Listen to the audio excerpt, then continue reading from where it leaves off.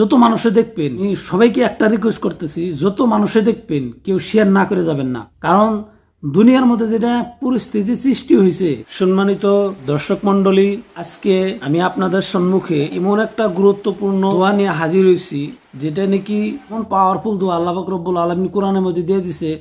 সারা দুনিয়ার মধ্যে একটা ভয়ঙ্কর সাপের আতঙ্ক ছড়িয়ে গিয়েছে, সেটা হলো রাসেল ভাইপার। সেই সাপের থেকে সাপকে বাঘে যদি আপনাকে আক্রমণ করে ঝাঁপিয়ে এসে আপনার শরীরে লাগবে না, অন্যদিকে চলে যাবো। সাপে আপনার দিকে কামড় দেওয়ার জন্য এগিয়ে আসবে, আপনাকে কামড় দিতে পারবো না, ছুঁতে পারবো না। এত পাওয়ারফুল দোয়া আল্লাহ পাক রব্বুল আলামিন কোরআনের মধ্যে দিয়ে দিছে। যদি আপনি শুধুমাত্র বিশ্বাসের সাথে যদি পড়েন, যে পরিস্থিতি সৃষ্টি হয়েছে আপনাদের সম্মুখে সেই সাপের থেকে বাঁচার, এবং কি সাপ কি আরো ভয়াবহ যত আপনার আক্রমণ করুন দুশ্মন আছে, সমস্ত দুশ্মনের থেকে বাঁচার একটা দোয়া, নিজে পরীক্ষিত আমল, আমি নিজে আমল করি। হাতককে আমি ছোটবেলার থেকেই এই দোয়াটা পড়তে থাকি, এবং এই দোয়াটা আমাকে আমার আব্বা উনি শিখিয়েছিলেন, আমি ওনার কাছ থেকে শিখেছিলাম। তার শিখার পরে থেকে আমি নিজে আমল করতেছি, এবং কি আমি নিজে প্রমাণ পেয়েছি। আপনাদের সম্মুখে সেই দোয়াটা নিয়ে হাজির হইলাম। অবশ্যই সম্পূর্ণ ভিডিওটি দেখবেন। আমার আপনার জন্য বহুত গুরুত্বপূর্ণ একটা ভিডিও, সারা বিশ্বের মানুষের জন্য একটা গুরুত্বপূর্ণ ভিডিও। এই মেসেজটি আমি চাই যে সারা দেশের মধ্যে সমস্ত মানুষের কাছে পৌঁছে যায়। ছোট্ট ছোট্ট দুইটা দোয়া সবাই যদি শিখে নেই, ইনশাআল্লাহ হাতককে ছোট বাচ্চা যারা পড়তে পারে না তাদেরকে সকালে পড়ে যদি ফু দিয়ে দেন, ইনশাআল্লাহ তারা সারাদিনের জন্য হেফাজত হয়ে যাবে। এত গুরুত্বপূর্ণ একটা দোয়া, কোরআনের একটা আয়াত, সবাই মুখস্থ করতে পারবেন ইনশাআল্লাহ। এই দোয়াটি যদি সবাই যদি আমল করি, ইনশাআল্লাহ রাসেল ভাইপারের বাপও যদি আসে তবু আপনাকে ধ্বংস করতে পারবো না। এই দোয়ার এত ফজিলত কিছু শুনেন। এই দোয়া যদি পড়েন, ইয়াকিনের সাথে যদি বিশ্বাস রাইকে যদি পড়েন, তাহলে আপনাকে যদি দুশ্মনে গুলি করে তবু আপনার শরীরে গুলি লাগবো না, আপনাকে দুশ্মনে হত্যা করার জন্য ছুরির আঘাত করবে, আপনার গায়ে আঘাত লাগবো না।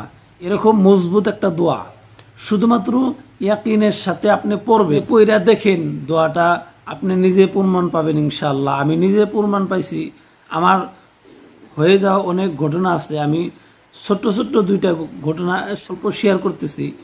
আমি যে সময় দোয়াটা আমাকে শিখাইছিল, আমি প্রথম আমাদের গ্রামের একটা মাদ্রাসা আছে, ওই মাদ্রাসা আমি এডমিশন হইলাম, ওই মাদ্রাসায় পড়তাম।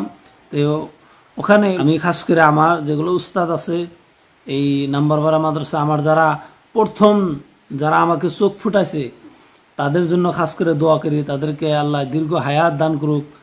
লজিং খাইতে হইতো, লজিং বাইরেতে থেকে রাত্রে আসার সময় আমি ডরাইতাম আর কি। রাত্রে ভাত খেয়ে আসার সময় বৃষ্টি, অল্প অল্প বৃষ্টি পড়তেছে, রাস্তায় উঠার টাইমে আমি যে পাড়া মারছি, আমার পায়ের তলে মানে মুসার দিছে, আমি দিশা পেলাম যে আমি সাপের উপরে পাড়া মারলাম। লগে লগে আমি কাচ্চা দিয়ে আগে গেছি, সাপটা লগে লগে তলে নেমে গেল। তারপরে থেকে আমি আরো বেশি ভয় করতাম। আমি যদি রাত অল্প বেশি হইতো আমি বলতাম যে আমাকে অল্প মাদ্রাসায় দিয়ে আসেন। যাই হোক, আরো একটা আমার মাদ্রাসার ঘটনা আছে। কাজিরঙ্গা আমাদের আসামে একটা জঙ্গল আছে, ওখানে বহুত জীবজন্তু আছে। মানে কাজিরঙ্গা মাদ্রাসায় পড়তাম, ওই পড়া অবস্থায় মাদ্রাসার ছাত্র যে সময় বন্ধ হইলো, কয়েকজন ছাত্র মিলে ওই জঙ্গলে যাওয়া ঘোরার জন্য, জন্তু দেখার জন্য গিয়েছিলাম। তো ওখানে ফরেস্টের লোক ছিল, বাইরের মানুষ আছে, একসাথে এক গাড়ি যাওয়ার জন্য ইজাজত নাই। ওখানে যাইতে হইলে 5-6টা গাড়ি বা 8-10টা গাড়ি একসাথে জিপ গাড়ি লইয়া যাইতে হয়। আমরা 13-14 জন ছাত্র আছিলাম। আমরা কাজিরঙ্গার ভিতরে যে সময় ঢুকছি, রাস্তাটা অল্প বেশি বহল না, চিকন রাস্তা। তে আমাদের সামনে 4-5টা গাড়ি আছে, পিছনেও 4-5টা গাড়ি আছে, মোটামুটি আমরা মাঝে। এমন জায়গায় গাড়িগুলা দাঁড় করাইছে, মানে পাশেই অল্প 8-10 গজ ফাঁকে গাছ আছে, একটা গাছের নিচে 2টা গন্ডার শুয়ে আছে, গড় শুয়ে আছে। তো ওই জায়গার থেকে মানুষে হাল্লা চিল্লা করতেছে দেখার জন্য, মানে একটা ফুর্তি আনন্দ পাইতেছে। বাইরের মানুষ আসামের আইসা গন্ডার দেখতেছে, আনন্দ পাইতেছে। তো ওনারা চিল্লাচিল্লি করতেছে, চিল্লাচিল্লি করার কারণে যেটা দাঁড় করাইছে আমাকে গাড়িটা একদম সামনাসামনি দাঁড় করাইছে। এই সময় নাকি চিল্লাচিল্লি করার পরে ওই জায়গা থেকে একটা দাঁড়াইছে, দাঁড়িয়ে নিয়ে সরাসরি ডাইরেক্ট আমাদের গাড়ি আক্রমণ করার জন্য আগিয়ে আসছে। গন্ডারটা আমাদের সামনে একদম রাস্তার নিকটে এসে পড়ছে। তো আল্লাহর কি কাম, গন্ডারটা ডাইরেক্ট যেরকম নাকি ডিশ ব্রেক মারলা তা যেরকম দাঁড়িয়ে যায়, ডিশ ব্রেকের মতো ওই রকম একদম ডাইরেক্ট দাঁড়িয়ে গেছে গা, দাঁড়িয়ে যায় না এরকম ভাবে চাইলো, চাই দেখে নেই লগে লগে ঘুরে আবার ওই জায়গায় আরেকটা যে গন্ডার শুয়ে আছে গাছের নিচে ওই জায়গায় যায় না, ওই গন্ডারটা বসে পড়লো। তো গতিকে আমি লগে লগে আল্লাহর কাছে মানে পুরা বিশ্বাস করে আলাইছি যে আসলেতেই এই দুয়ার বরকতেই আল্লাহ আমাদেরকে হেফাজত করছেন। কারণ আগে পিছনে গাড়ি যদি না যায়, আমরা এরকম পরিস্থিতি নিছি যে কাচ্চা দিমো আর কি, গাড়িতে থেকে নাইমা পড়ুন, এরকম পরিস্থিতি আয় পড়ছে। গতিকে দোয়াটি শিখেন, আল্লাহ আমাকে হেফাজত করলো। ইনশাল্লাহ বহুত ফায়দা হবে, দোয়াটি মুখস্থ করে নেবেন। আর বাচ্চাদেরকেও এরকম ভাবে বা আপনি মুখস্থ করে, বাচ্চারা তো পড়তে পারবো না, ওইরা বাচ্চাদেরকে ফুদে দিবেন।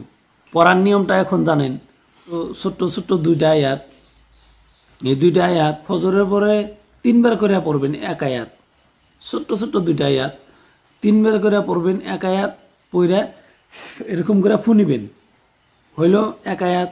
আরেক আয়াত সূরা সফফার আয়াতরা 3 বার করে পড়বেন, হুবহু এটা যেরকম 3 বার করে পড়ছেন ওই আয়াতও 3 বার করে পড়বেন।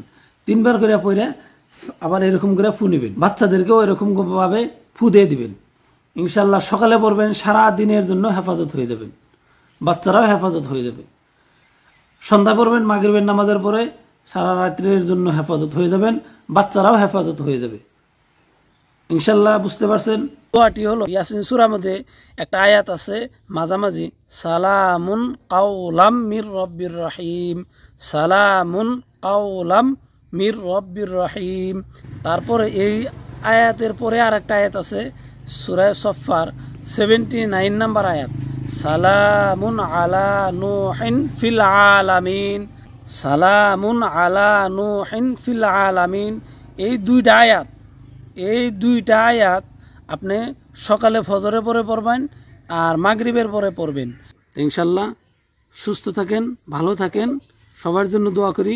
আসসালামু আলাইকুম ওয়া রাহমাতুল্লাহি ওয়া বারাকাতুহু।